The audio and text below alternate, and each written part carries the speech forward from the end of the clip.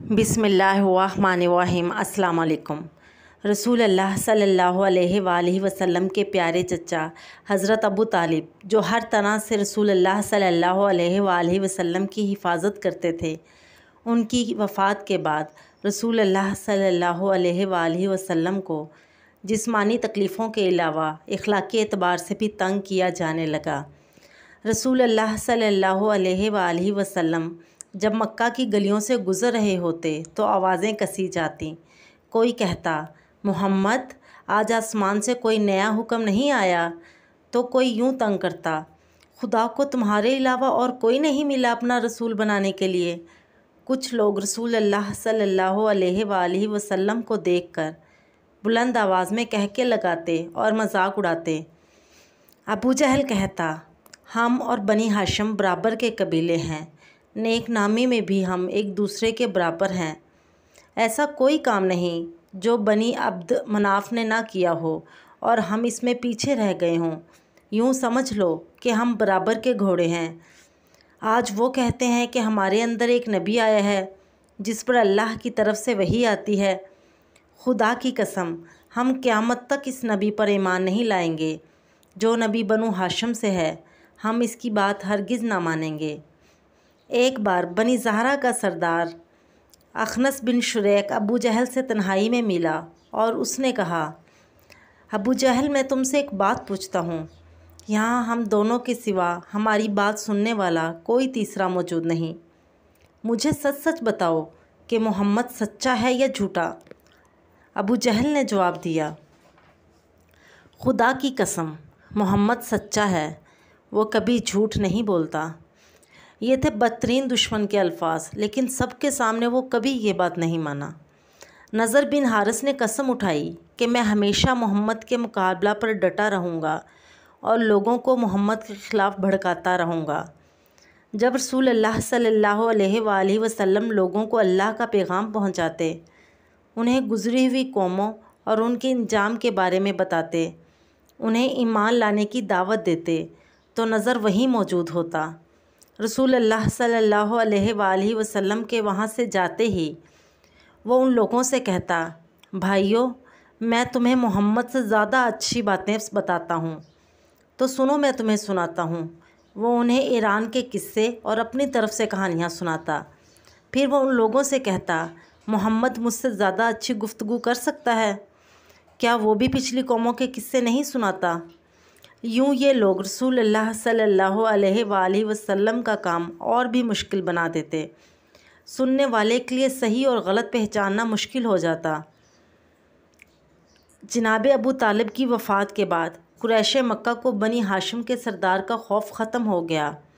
اب انہوں نے رسول اللہ صلی اللہ علیہ وآلہ وسلم اور ان کے ساتھیوں پر ظلم و ستم اور بڑھا دیا۔ لیکن رسول اللہ صلی اللہ علیہ وآلہ وسلم لوگوں کو اللہ کے دین کی دعوت دینے میں مصروف رہے۔ جیسے جیسے اسلام کے ماننے والوں کی تعداد میں اضافہ ہو رہا تھا، ویسے ویسے قریش کی رسول اللہ صلی اللہ علیہ وآلہ وسلم سے دشمنی بڑھ رہی تھی۔ اب ہر وقت ہر جگہ اسلام اور رسول اللہ صلی اللہ علیہ وآلہ وسلم کے متعلق ہی بات ہوتی تھی۔ حضرت حمزہ رضی اللہ تعالیٰ عنہ اور حضرت عمر رضی اللہ تعالیٰ عنہ کے اسلام قبول کرنے سے مسلمانوں کو قوت ملی اور ان کا ایمان لانا قریش مکہ کے لیے ایک بہت بڑا دھچکا ثابت ہوا۔ شاہ حبشہ نجاشی کی طرف سے بھی مسلمانوں کو واپس نہ کرنے پر کفار مکہ بہت غصے میں تھے۔ انہوں نے رسول اللہ صلی اللہ علیہ وآلہ وسلم کو جادوگر مشہور کر رکھا تھا۔ ان کے پاس رسول اللہ صلی اللہ علیہ وآلہ وسلم کو جادوگر ثابت کرنے کی کوئی دلیل نہ تھی۔ وہ ہر وقت اس کوشش میں رہتے کہ رسول اللہ صلی اللہ علیہ وآلہ وسلم سے کوئی ایسی بات کہی جائے جو وہ پوری نہ کر سکیں، لیکن قریش کو ہر بار ناکامی کا منہ دیکھنا پڑتا۔ ابو جہل اور مکہ کے کئی دوسرے سردار رسول اللہ صلی اللہ علیہ وآلہ وسلم سے اپنی نبوت ثابت کرنے کے لیے طرح طرح کے مطالبے کرتے، لیکن آپ صلی اللہ علیہ وآلہ وسلم سب کچھ صبر سے برداشت کرتے۔ ایسے ہی ایک واقعے کا ذکر سورۃ القمر میں ہے۔ سورۃ القمر مکی سورت ہے جس میں چاند کے 2 ٹکڑے ہونے کا ذکر کیا گیا ہے۔ قمر چاند کو کہتے ہیں۔ اس کا ترجمہ ہے، شروع کی آیات ہیں جن کا ترجمہ ہے قیامت قریب آ گئی ہے اور چاند شک ہو گیا ہے، اور اگر وہ کوئی نشانی دیکھتے ہیں تو منہ پھیر لیتے ہیں اور کہنے لگتے ہیں یہ بڑا زبردست جادوگر ہے۔ کفار مکہ نے کیونکہ رسول اللہ صلی اللہ علیہ وآلہ وسلم کو پہلے ہی جادوگر مشہور کر رکھا تھا، اس لیے اتنی بڑی نشانی کو دیکھ کر بھی وہ ہدایت نہ لائے، بلکہ انہوں نے کہا کہ یہ بہت بڑا جادو ہے جو رسول اللہ صلی اللہ علیہ وآلہ وسلم نے ہماری آنکھوں پر کر دیا ہے۔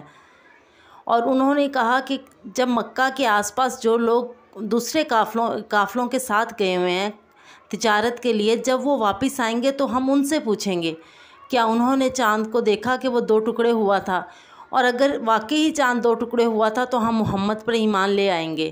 لیکن جب قافلے واپس آئے اور ابو جہل اور باقی کفار نے ان سے پوچھا اور انہوں نے بتایا کہ ہاں 14 ذی الحج کو ہم نے دیکھا کہ چاند 2 ٹکڑے ہو گیا اور ایک ٹکڑا دائیں جانب اور ایک بائیں جانب چلا گیا، تو وہ تب بھی ایمان نہ لائے کیونکہ ان کے مقدر میں ایمان نہ تھا۔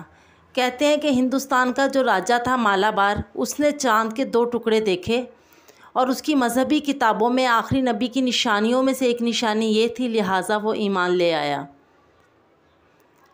یہ اللہ تعالیٰ نے آپ صلی اللہ علیہ وآلہ وسلم کا ایک معجزہ رکھا تھا۔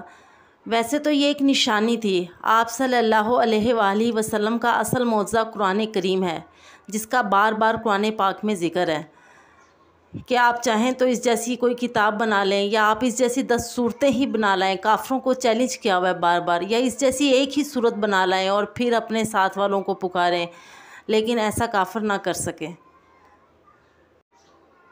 اور وہ نہ تو آپ صلی اللہ علیہ وآلہ وسلم کی نبوت کی نشانیوں کو مان سکے، کیونکہ بے شک ہدایت صرف اللہ ہی کی طرف سے ہے، اور وہی دل ہدایت پاتے ہیں جن کو اللہ ہدایت دیتا ہے۔ اللہ تعالی ہمیں دین کو سمجھنے اور اس پر عمل کرنے کی توفیق عطا فرمائے۔ جزاک اللہ خیرا کثیرا۔